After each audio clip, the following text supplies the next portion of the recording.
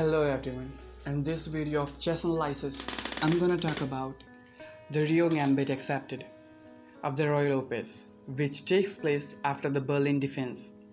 So first, I will show you that how to defend accurately with the Berlin defense, and then we'll talk about the chess tactics.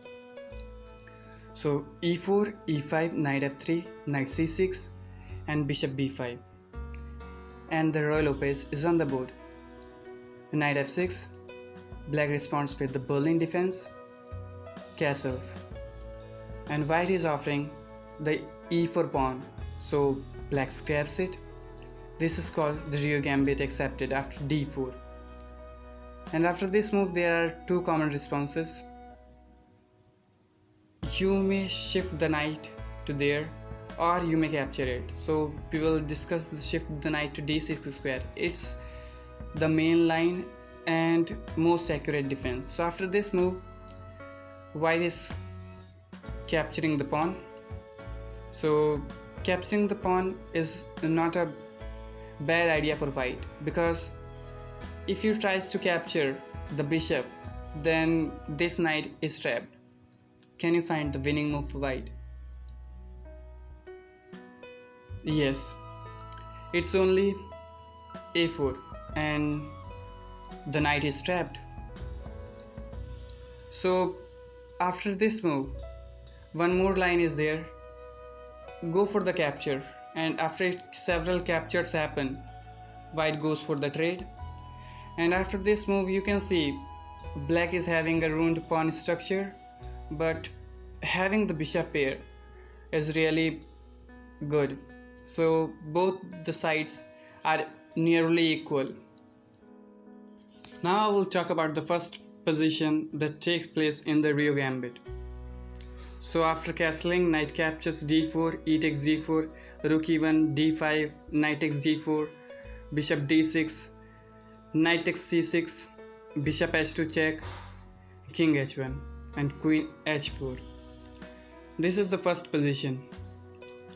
And first I will talk about that how to defend correctly when this happens in your game. Then you will have to sacrifice rook takes e4, and after it captures queen d8 check, and after some exchanges happens, you will have two minor pieces for a rook, and in this manner white can maintain slight advantage up to end.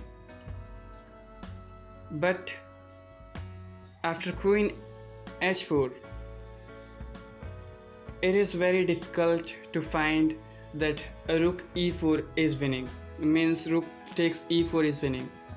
If you reply with something else like f3, then this is a total destruction. Bishop e5 check, king g1, queen h2 check, king f1, queen h1 check, and king e2, and queen takes g2 check, king e3 or king d3. Both are losing, because if you go on king e3, then there is a mate in 2. Can you find the mate in 2 for black? While I give you a couple of seconds. Yes, congratulations to everyone who found it out.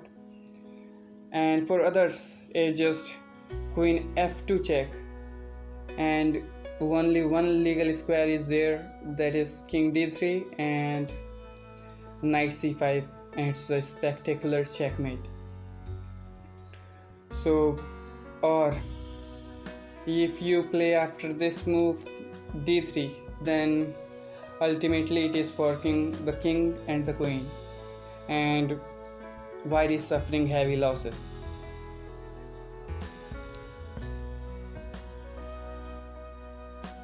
So now I will talk about the second position. Instead of going to king h1, if the king goes on king f1, then again it is the same, queen h4, threatening mate in 1. So white has to defend it. Bishop e3, then b takes c6, bishop takes c6 with a check, king f8, and white has nothing to do here. But if white tries to capture that rook, then this is completely lost for black. You get bishop a6 check, and white will have to give up the queen. Queen d3.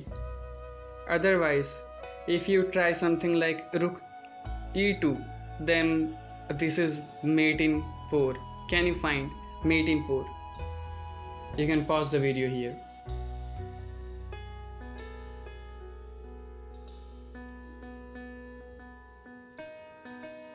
Yes, congratulations to everyone. Bishop f4 is winning, and